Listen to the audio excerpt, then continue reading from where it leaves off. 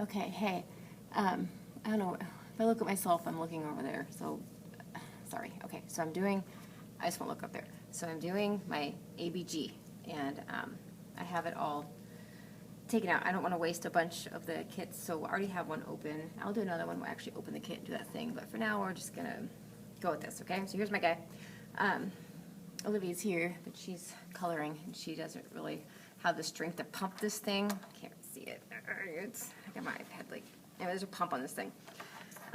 She has the strength to pump it. When you pump it, you can feel the pulse. So I'll probably pump it while I'm feeling the pulse and doing the Allen test, but I won't be able to get any blood out. So if you see no blood come out, that's because I can't pump the thing. But I did do it once where blood came out with someone else. It's pretty cool. Okay, so first thing you want to do, gloves. Okay, make sure you're gloved. Explain to the patient, double check the patient, make sure it's the right patient, make sure you check your doctor's orders, check the chart, look for flags like anticoagulant use or any kind of like vessel problems that would, hinder your ABG gathering. So after you do that, talk to your patient, introduce yourself, say, hi, I'm Jessica from Respiratory, I'm here to get a oxygen blood sample. Kind of explain that we have to take it from an artery and not a vein. It's different from the normal one.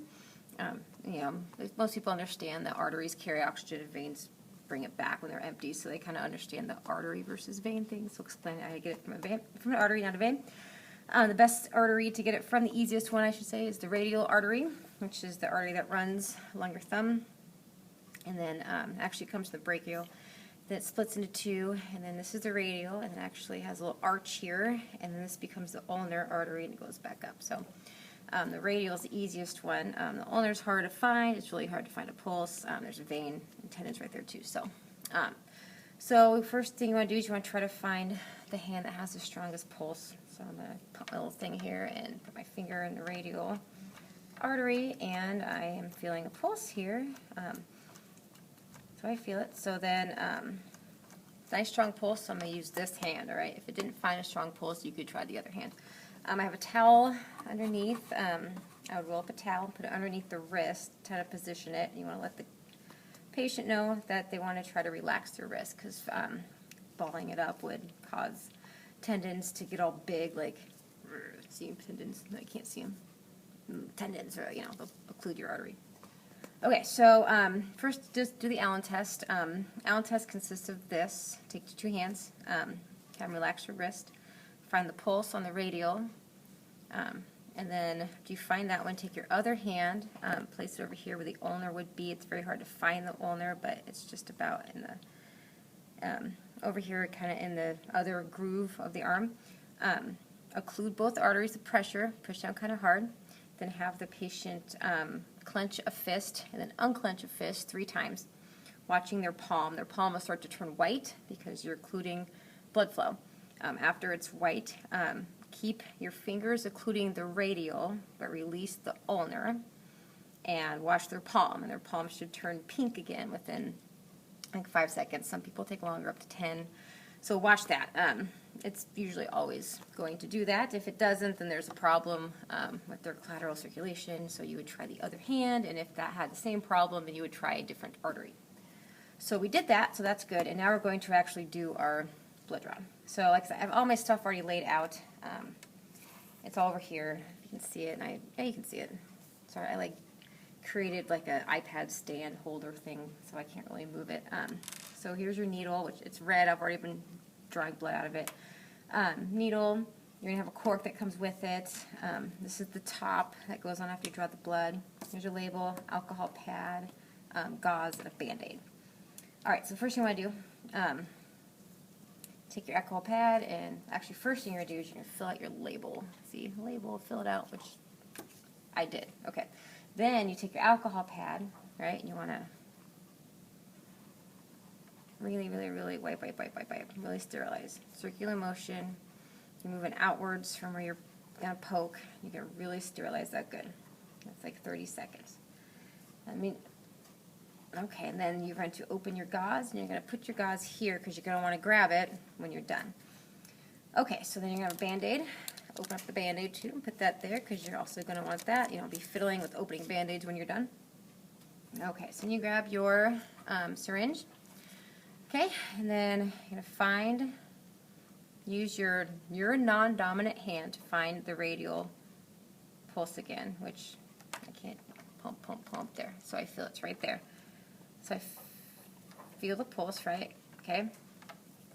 Okay, so then I'm going to uncap. Okay. All right, now this does not touch anything now. So now you're going to feel for the pulse. Okay, you feel it, right? Kind of use your fingers to kind of, in your head, path out where the artery is. Okay. When you're doing your needle, where's my little camera? Can you see? See, that's the bevel. See? And then if you roll it over, see? None. So this little hole right here, this has to be up. That's where the blood's going to go in. Ooh, before I forget. See the numbers? Those are milliliters. The doctor or the lab usually has standards for how much they want. In this case, you're not drawing the blood. The blood actually is going to fill itself because it's a pulsing artery. So you just open up to where you want it, which we'll say 2. And if it's a brand new needle, which mine's not, they're pre-heparinized, so you would just kind of wiggle that around everywhere, push the air out, you know, kind of thing, and then it just gets heparin everywhere. So you're going to pull, we're going to open to 2. Okay, so there's 2. Okay. Bevel. Okay, so fine. So hold it like a pencil. Okay, you're going to position yourself. Move the guy. You're going to kind of put your wrist in his wrist. It will stabilize your arm and keep him from, or her, him, whoever. I guess nowadays no one knows. Kind of position it so they can't like jerk or move. Get your fingers on there again. Got your pulse. You're kind of aiming in between the grooves of their wrist. So, like there's one there, and there's, you know, kind of down in this area, right? So about here. It's just, you know, you can see it's been kind of, can you see it? It's like red and poked all over. Oh, well, anyway. So you're kind of aiming for in here. So feel your pulse, right? And then you can lift the first finger up, but you have to keep one finger on the artery because you want to try to secure it. You don't want it rolling around. So keep one finger down. You see? Okay. All right, so we're going to go in, bevel up, 45-degree angle. Okay, you're going to go in. Okay, you're going to kind of feel yourself around. Hey, there's a person here. Okay, feel yourself around. Whoop, I'm in the wrong spot. Okay, and when you hit pressure, it's an artery. Push through a little bit. And if it is an artery, it should start filling with blood. And you just kind of hold it there, and you'll let it fill. And it's filling. Pretend it's filling until you hit the 2. All right, when you're done, grab your gauze and pull the needle out the same way you went in and apply pressure. You're going to want to apply pressure for 5 minutes or so. Stop the bleeding. So what you're going to do with this is there's going to be like a red cork thing, which we're not going to use because once you put it in there, it's over, so you can't do it anymore. So we're not using that. But there's a red cork thing. You just go, right? And you put your needle in there. Your needle is safe, right? Then it goes in the sharps, but we're not going to do that. Okay, so pretend he's good. Then you put your Band-Aid on. Band-Aid. Okay, he's done. So in real life, the needle cork thing would be in the cork thing. Sorry. But we're not doing that, okay? This is what it looks like after you do the cork thing, and this would be full of blood. It'd be red, right? And then you would take this thing, this little blue thing, and you screw that on top. Okay?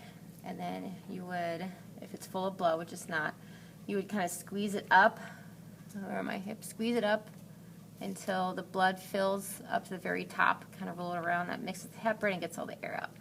Then you would attach a label, which I filled out earlier. Boom. And then this whole thing goes in this really cool biohazard bag, which you would go get another bag from the room because the room has extra bags. And you put in 2 bags because then it's like super double safe. And you take that to the lab. And yeah, there you go. That's that. And you say, thank you very much for allowing me to puncture your artery. And then you thank them and have a good day. And that's how you do that. Where we're at. Okay, anyway.